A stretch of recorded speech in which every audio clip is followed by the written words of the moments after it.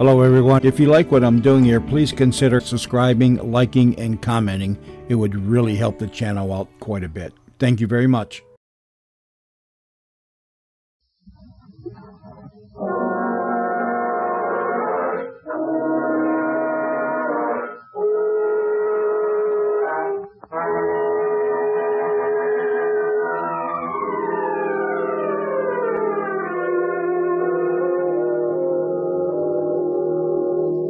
The Listener's Playhouse, the new feature of the National Broadcasting Company, bringing you each week a play written by one of a group of talented young men. We inaugurated the Listener's Playhouse last week with a new play by Albert N. Williams called The 21st Girl. Next week, we shall bring you something from the pen of John Latouche. Tonight, it is the turn of Ranald R. McDougall, who offers for your enjoyment The Rebellion of Emory Sims, the music specially composed by Tom Bennett.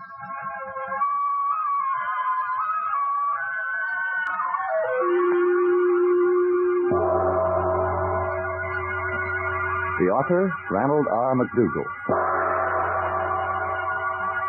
The play, Rebellion of Emory Sims.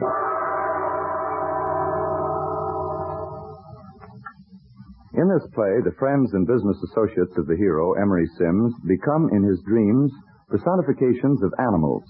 Listen for the musical themes which identify these characters: the cat, lion, the jackass, and others.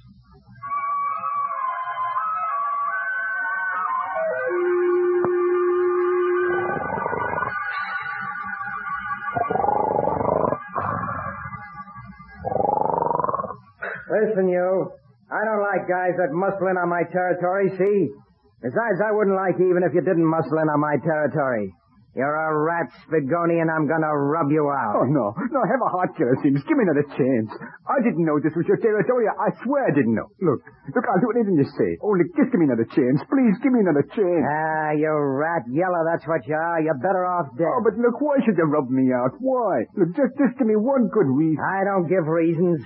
I'm Killer Sims, and I do what I want, see? I do what I want. Stand over against that wall, you rat. I'm in a hurry. Hurry up. Get over there. Now hold still.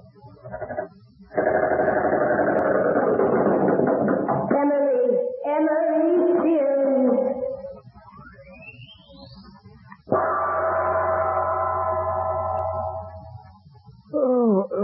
How long are you going to stay in bed? Oh, bed.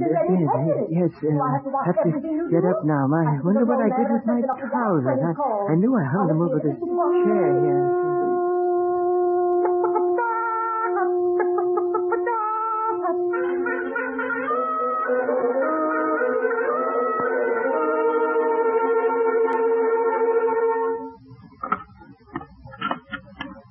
You haven't heard a word I've said. Yes, I have, dear. What was it? Something about bringing home some screening for the front porch? I asked you to do that yesterday morning. Honestly, Emory, sometimes I don't know what to do with you. Oh, go ahead, eat your breakfast. Don't sit there gawping at me. Of all the idiotic men in town, I had to pick you as a husband. I must have been out of my mind. Really, because I had a chance of... Idiotic man.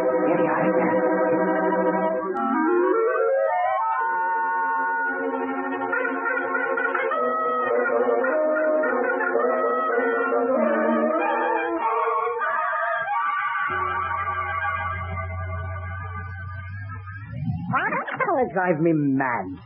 Can't you see that I'm thinking? I'm sorry, dear. I didn't mean to disturb you. Oh, that's all right. These are disturbing times. However, my dear, I think the moment has approached for an understanding between us. Yes, dear. Yes, dear. These are troubled times. In my hands, I hold the fate of nations. The fate of the world, perhaps. Oh, Emory. Yes, Emory. Emory by name and Emory by nature. Hard times need hard men. It's not for nothing that my associates refer to me as Emory, the empire builder. As President of the United States, I must be firm. However, my dear, I always retain my courtesy toward the weaker sex. Yes, you do, Emory. But, my dear, you must realize that there are times when I must be left alone with my thoughts. The fate of nations trembles in the balance. Yes, Emory. Therefore, you will be good enough not to address me until I give you permission.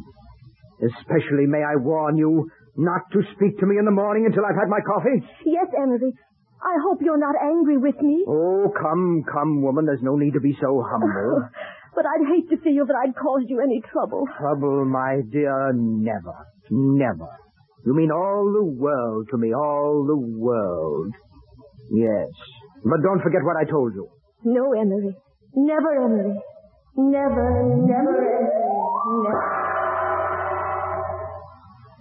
Emory. Emory Sims. What, dear? You'll miss your train again. Honestly, I don't know what's come over you lately, mooning all over the place. What you need is some sulfur and molasses. Hurry up now. You've got 3 minutes to catch the 8:15.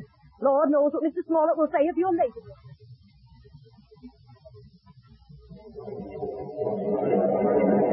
Hello, Sim.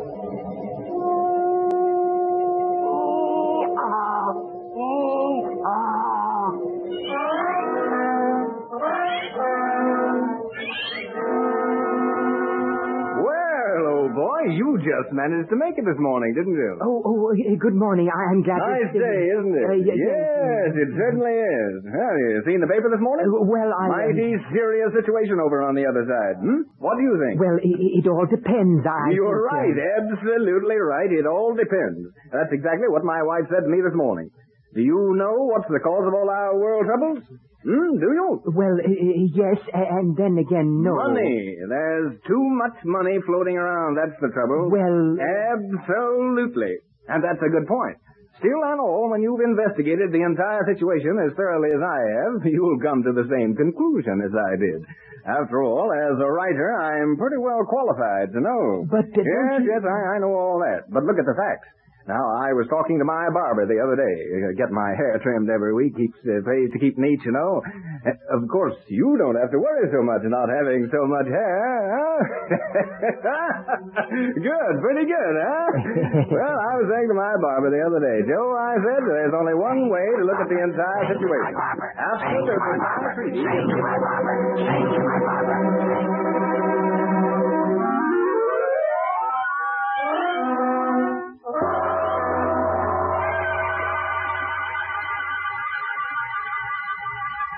I can't understand why newspapers send their fourth-rate reporters to interview me. Jackson, it is my carefully considered opinion that you are an idiot. Oh, look here, Emory. An idiot, Jackson. And what's more, you're dull. I can forgive idiocy. That's sometimes hereditary, but your dullness is acquired. It nauseates me. Oh, really, Mr. Sims, you shouldn't say things like that. I know you're a greater writer than I'll ever be, and I realize that you won the Pulitzer Prize, but after all, an ordinary hack writer like me can't be expected to think as clearly as a great mind like yourself. Well, perhaps you're right, Jackson. I'm sorry I was so frank. You're not a bad sort after all. Oh, thank you, Mr. Sims. Tell me, how's your new play doing? Oh, excellent. Can't buy tickets for 6 weeks at least. Oh, that's so? Oh, too bad. My wife wanted to see it, too. Well, I imagine 2 seats can be dug up from somewhere. After all, an author has something to say about things, hasn't he? Yes. When would you like to go, Jackson? Well, would next Tuesday be too soon? Well, I don't know. I'll see what can be done. I think you can count on it. Oh, thank you, Mr. Sims. Oh, that's all right. Give me a ring and my secretary will let you know. I think you'll like it. It's rather deep, but you may get the general drift of things. Well, I'm certainly looking forward to it, Mr. Sims. There's no need to be so formal, Jackson. Call me Emory, if you like. Oh, thanks, Emory.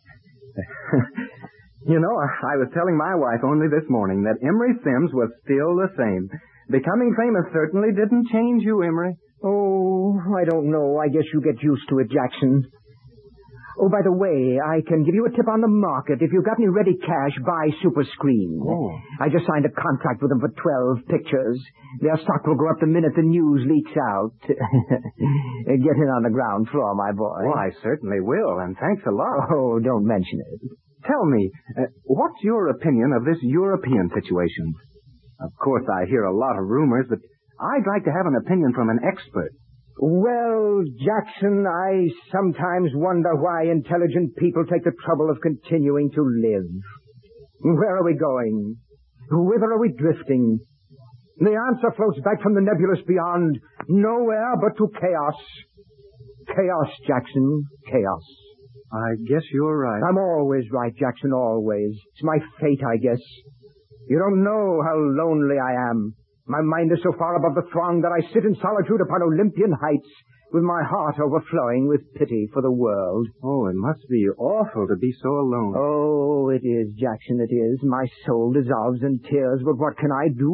Nothing.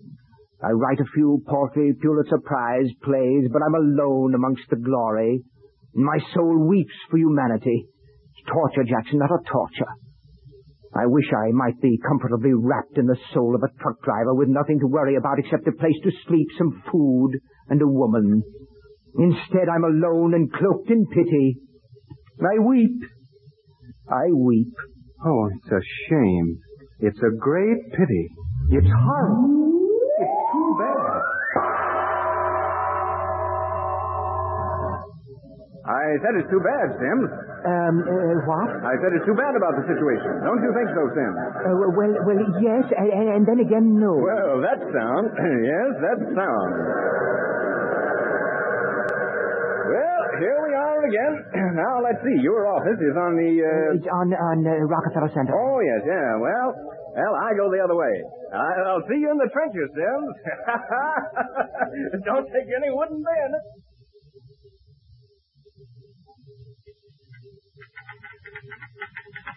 Now, do you understand, Sims? Yes, sir.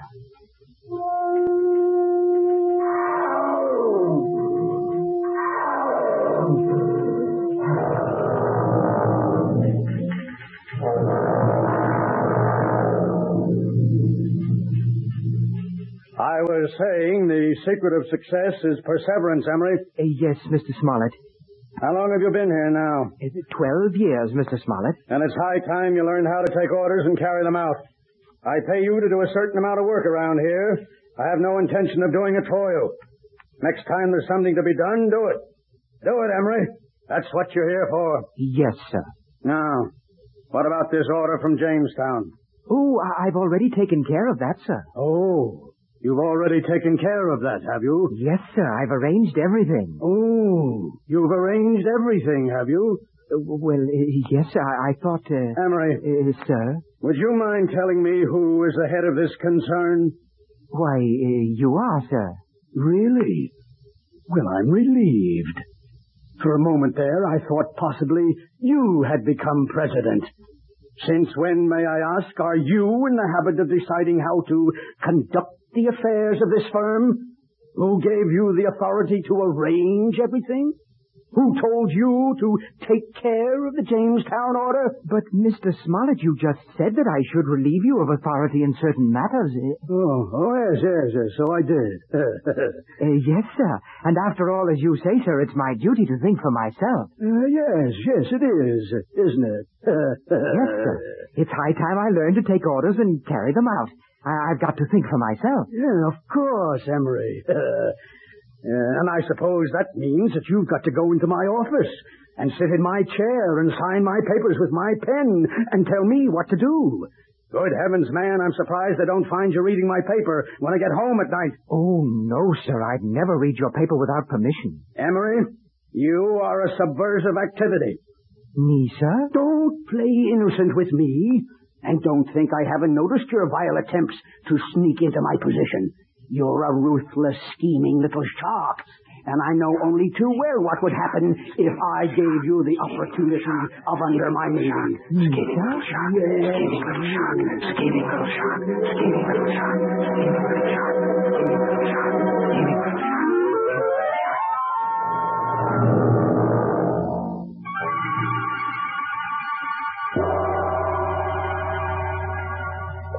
Joe, give me the latest quotation on United Steel. Yes, Mr. Sims. Right away, sir.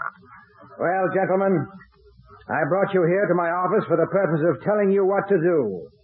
As you probably know, I now control the stock of your corporation. But it's useless to protest.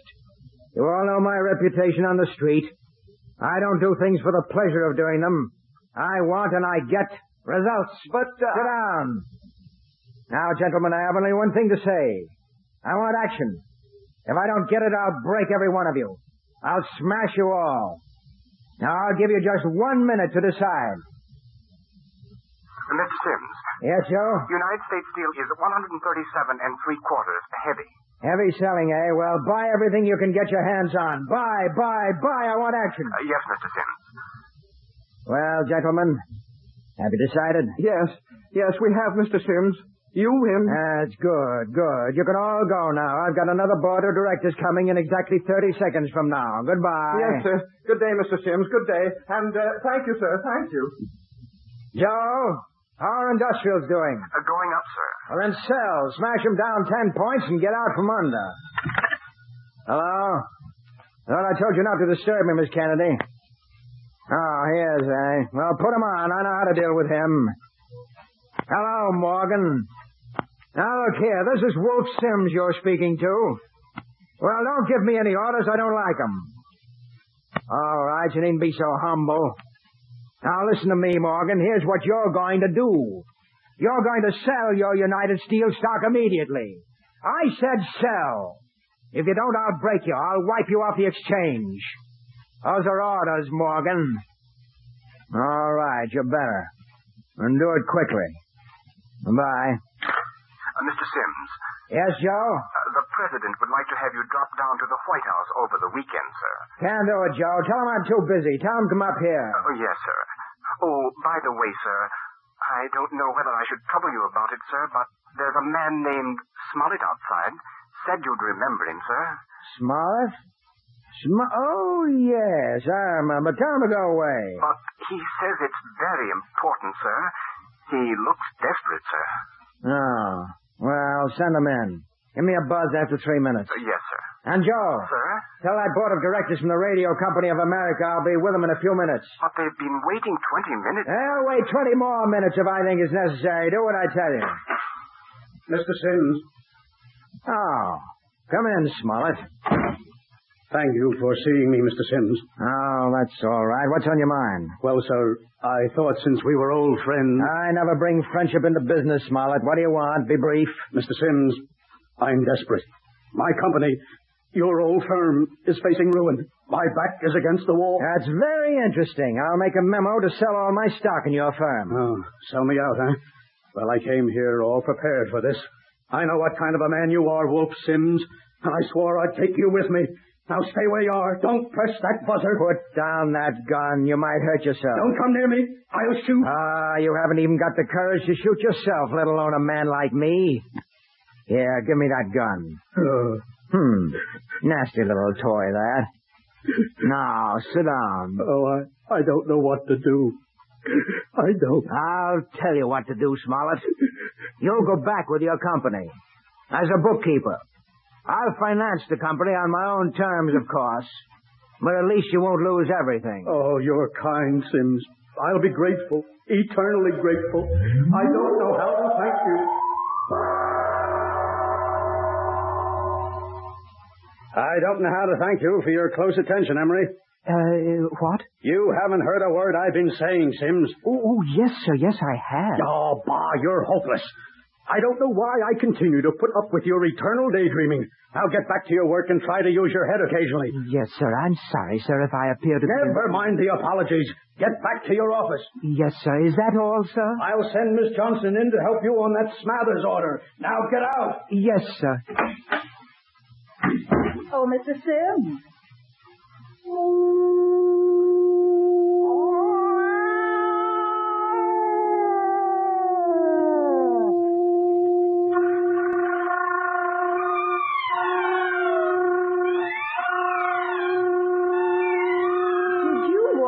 Mr. Sims.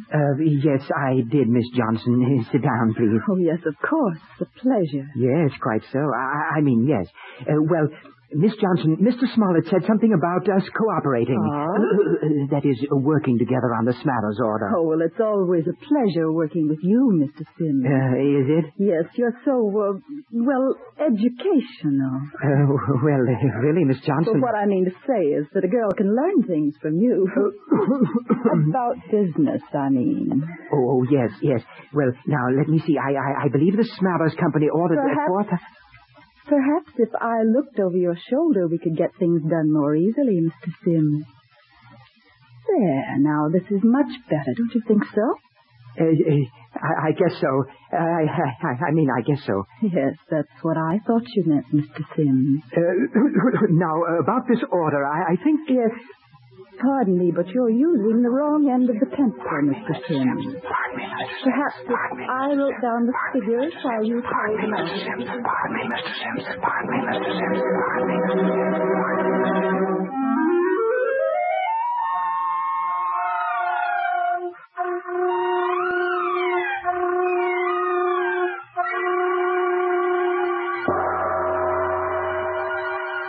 I'm afraid that you and I are nearly through, Anita. Well, what do you mean, Emory?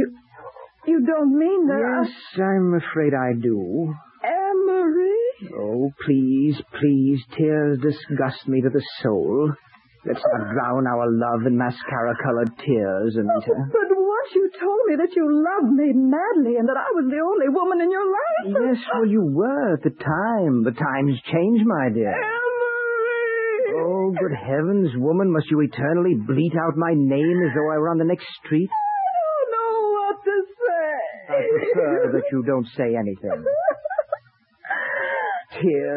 Tears. Am I to go through life to the accompaniment of women crying?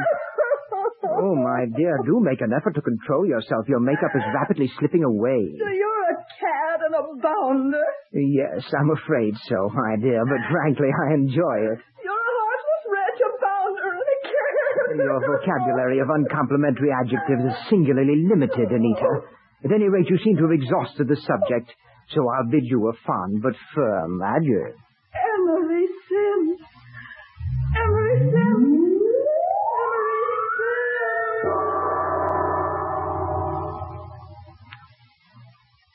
Mr. Sims.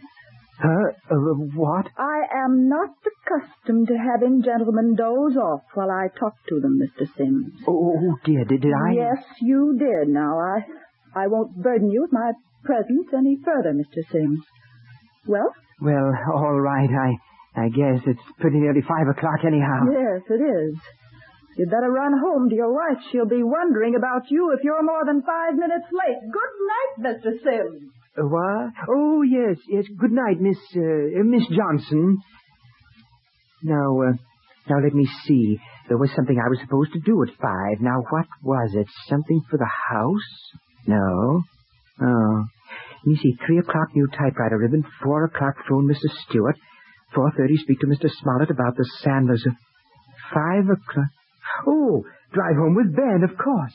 Drive home with Ben. Now, let me see. I must hurry. Where did I put my hat?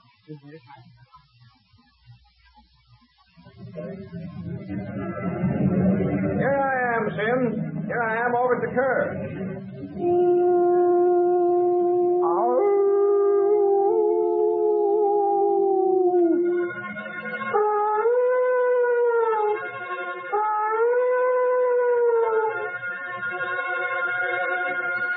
You in a hurry, Emory? Oh, no. Well, the way you came dashing out of your office, I thought you were. If you are, I can step this jalopy up to 100 per. Oh, no. No, don't put yourself out for me. I'm quite satisfied to roll along at about 35. 35 it is.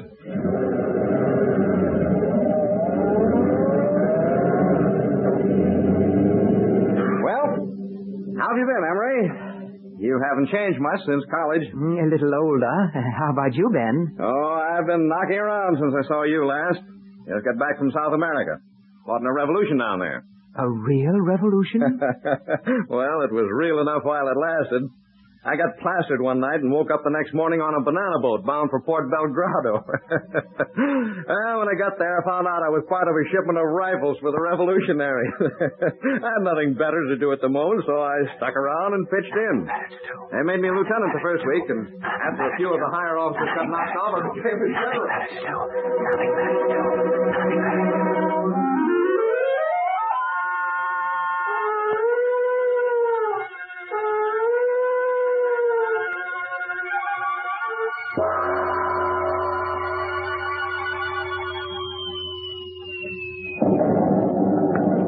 Take General Deguarado out and bury him up to his neck in an ant's nest.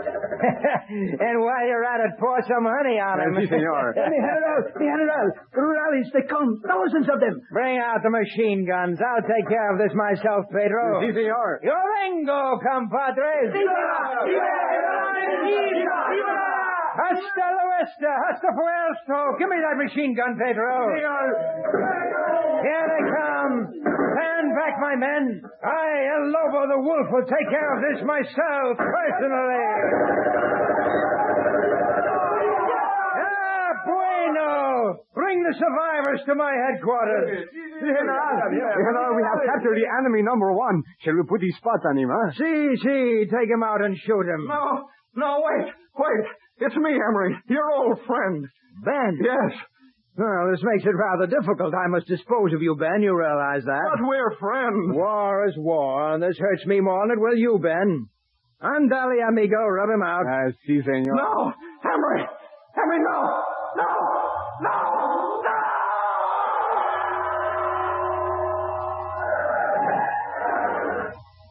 Emory? What? Well, here's where you live, Emory. Oh, yes, so it is. Well, thank you for the lift, Ben. Oh, that's all right. Say, Emory, when are you and the wife going to invite me out for dinner? Well, soon, but the wife isn't feeling well lately, and... Oh, that's too bad. Yes, she's shy about seeing people unless she's at her best. You know how women are. But we do want to see you, Ben, and just as soon as we get a chance, we will.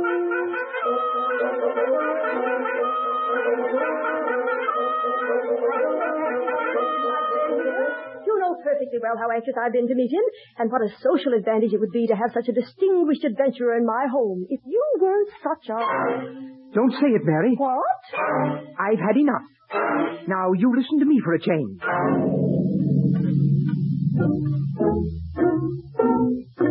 You wonder why I didn't bring Ben here? Well, I'll tell you. I can't stand the thought of him seeing what you've made of me. A weakling and a coward without even self-respect. No, don't interrupt me. I've stood all I intend to stand. I've been a weakling and a coward long enough. There comes a time when even the most despicable worm turns violently. I'm a man made in the image of God, and I'm standing up on my hind legs at last. Emory, will you stop being silly and... No, by heaven, I'll say what I think, and if you don't like it... Emory! If you don't like it, you can go to... Emory! I mean it, Mary. You can go to... the dickens.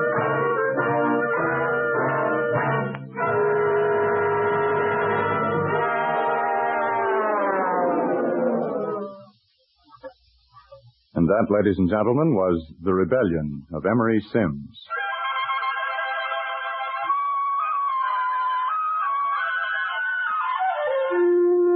The character of Sims was played by Eric Dressler. The character of Mary was played by Abby Lewis. The character of Jackson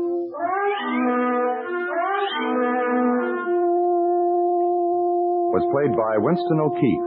The character of Smollett was played by Ed Latimer. The character of Miss Johnson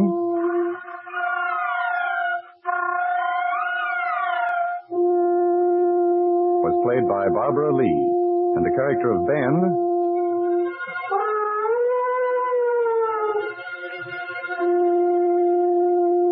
was played by Ken Degano.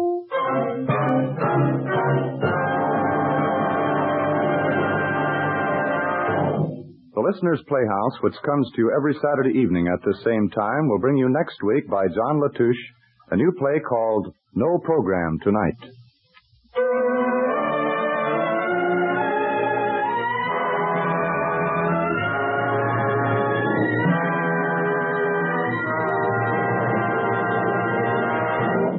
This is the National Broadcasting Company, RCA Building, Radio City, New York.